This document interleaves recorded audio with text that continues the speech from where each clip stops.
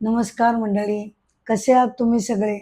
मी संध्या सप्रे, यूट्यूबवरील अमृताचे डोही या माझ्या आध्यात्मिक चॅनलमध्ये मी तुम्हा सगळ्यांचं मनापासून स्वागत करते. आज जगद्गुरू आद्य शंकराचार्यांची जयंती आहे. वैशाख पंचमीला त्यांचा जन्म झाला होता आणि त्यांच्या जयंतीच्या निमित्तानं मी त्यांच्यावर एक छोटासा एपिसोड आज सादर करते. माझी विनम्र आदरांजली म्हणून एक छोटासा एपिसोड मी त्यांच्यावर आत्ता सादर करत आहे.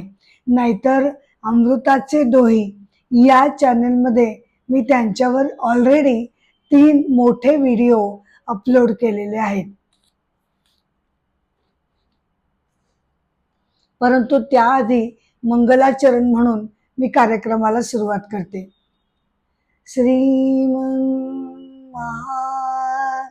गणाधिपतये नमः.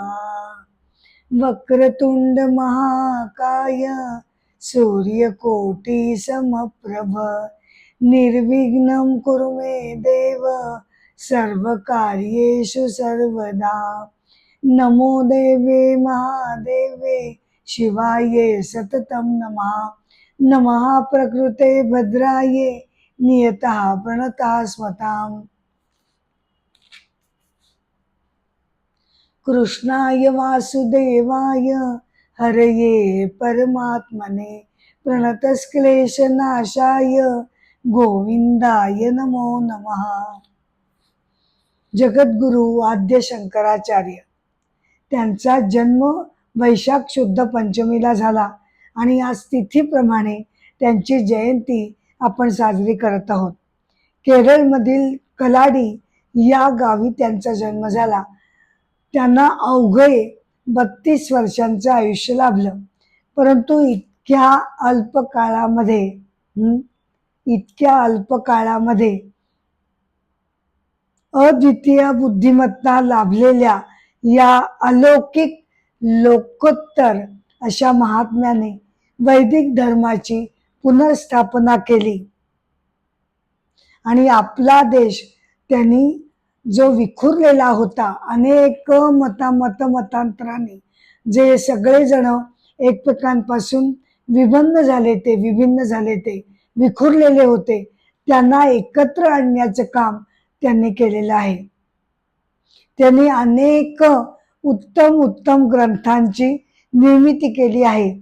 सर्व देशभर त्यांनी भ्रमंती केली आणि उपनिषदांचा सखोल अर्थ उपनिषदांचा सखोल अर्थ त्यांनी सर्वांना समजावून सांगितला. त्यांना जगद्गुरू ही पदवी अत्यंत सन्मानानं देण्यात आलेली आहे. त्यांनी आपल्या देशाच्या 4ही दिशेंना वैदिक धर्माची पुनर्स्थापना आणि त्याची बांधणी करण्यासाठी त्यांनी 4 मठ स्थापन केले. दक्षिणेला त्यांनी शृंगेरी मठ स्थापन केला, पश्चिमेला द्वारका मठ, उत्तरेला ज्योतिर्मठ आणि पूर्वेला गोवर्धन मठाची स्थापना केली. आणि त्या मठांचं वैशिष्ट्य म्हणजे इतक्या वर्षांपूर्वी त्यांनी स्थापना केलेली जी मठ आहेत तिथे अजून सुद्धा सगळे कार्यक्रम राबवले जातात. अशा श्रेष्ठ ज्ञानी आचार्यांनी देशभर पदयात्रा करून समाजामध्ये चैतन्य जागवले. त्यांच्या भ्रमण यात्रेला दिग्विजय यात्रा असंही म्हटलं जातं.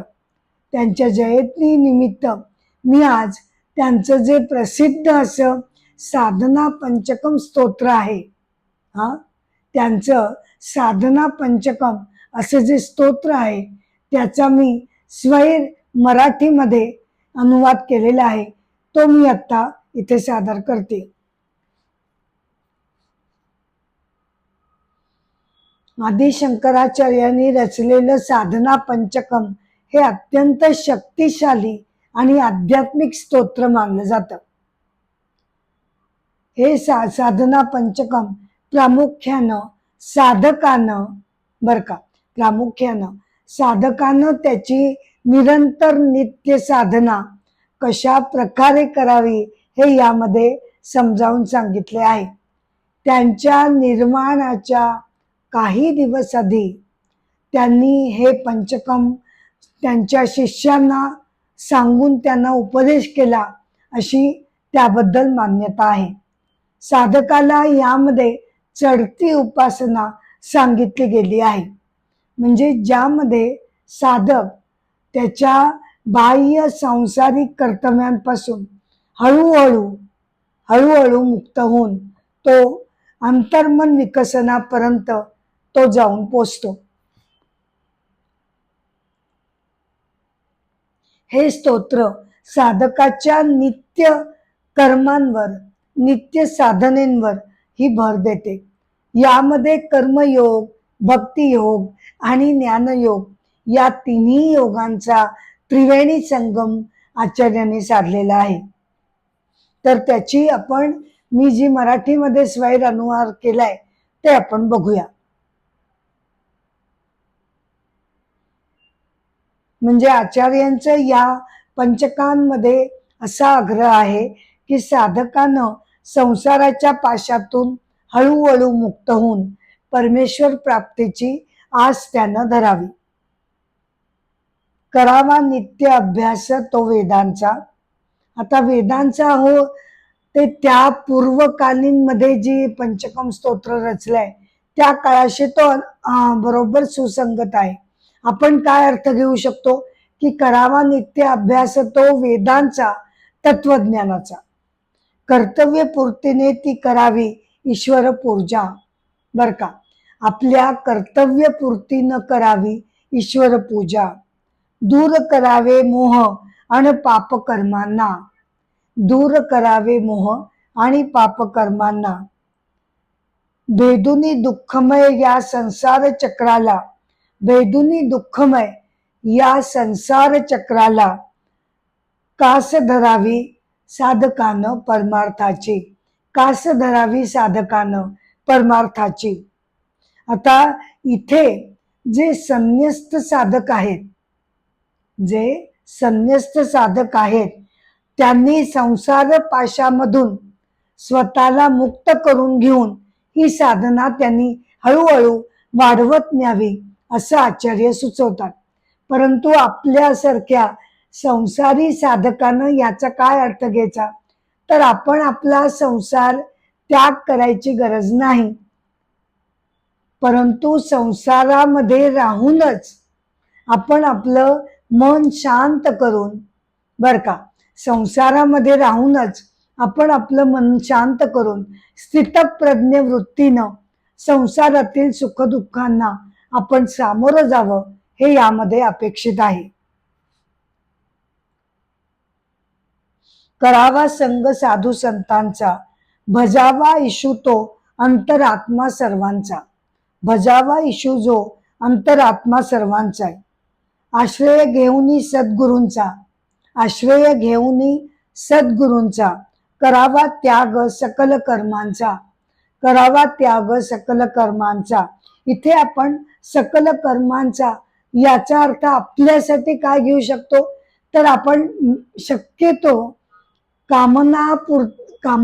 कामनेनं इच्छेनं जे आपण कर्म करतो ते हळूहळू कमी करत जाऊन निष्काम वृत्तीनं आपण आपली कर्म करावीत असा अर्थ आपण इथे घेऊ शकतो.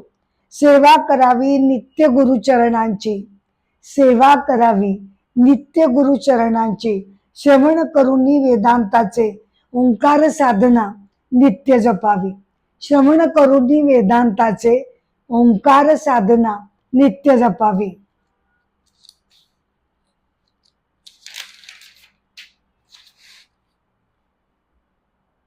मुरु द्यावे मनी मानसी. मुरु द्यावे मनी मानसी, महावाक्य ते तत्वमसी. दूर करुनी सगळे संशय, अहम ब्रह्मास्मी भावना नित्य जपावी. त्याग करावा सकल कर्मांचा. आता हे अर्थातच संन्यस्त वृत्तीनं संन्यासी योगी जे आहेत त्यांनाच हे उद्देशून म्हटलेलं आहे. आपण संसारात आहोत, आपल्याला सगळ्या कर्मांचा त्याग करता येणार नाही, पण तीच कर्म आपण हळूहळू त्यामध्ये निष्काम वृत्तीचा सुगंध त्यामध्ये ओतून आपण ती कर्म करू शकतो.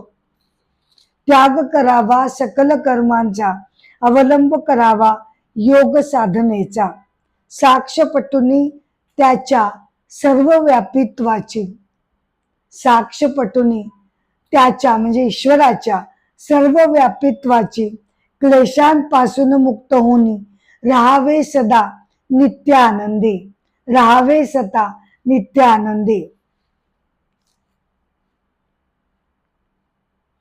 भासे जरी तो सदा बहार संसार, आपल्याला संसार का प्रिय वाटतो? कारण तो नित्य सदाबहार असा आपल्याला भासत असतो. भासे जरी जो सदाबहार नित्य संसार, परी परमसत्यता सांगे, परी परमसत्यता सांगे की तो असे क्षणभंगूर, तो असे क्षणभंगूर. सुख जाई उडुनी मी देई दुःखांचा तो भार, सुख जाई उडुनी मी देई तो दुःखांचा भार. जाणून हे राहावे आपण चिदानंद स्वरूपी, अंधरावी इच्छा केवळ मोक्ष प्राप्तीची, अंधरावी इच्छा केवळ मोक्ष प्राप्तीची.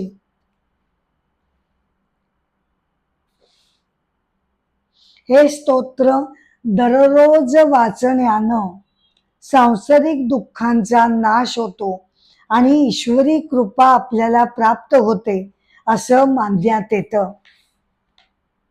जगद्गुरु श्री आद्य शंकराचार्यांना विनम्र प्रणाम करून मी हा माझा एपिसोड इथे संपत आहे. हा एपिसोड जरी मी इथे संपत असले तरी सुद्धा नवीन नवीन अनेक एपिसोड घेऊन मी तुमच्या भेटीला येतच राहणार आहे. पुढच्या एपिसोडमध्ये आपण बृहदारण्यक उपनिषद जे चालू केलेलं आहे त्याचे पुढचा भाग आपण त्यामध्ये बघणार आहोत. तुम्हा सर्वांना मी नम्र विनंती करते की कृपया अमृताचे डोहे या माझ्या आध्यात्मिक चॅनलला तुम्ही शेअर करावं, लाईक करावं आणि सबस्क्राईब करावं ही माझी नम्र विनंती आहे. एपिसोडची सांगता मी गजरानं करत आहे. जय जय राम राम कृष्ण हरी, जय जय राम राम कृष्ण हरी हरी. राजा राम कृष्ण हरी, राजा राम कृष्ण हरी हरी. जय जय राम राम कृष्ण हरी हरी. नमस्कार.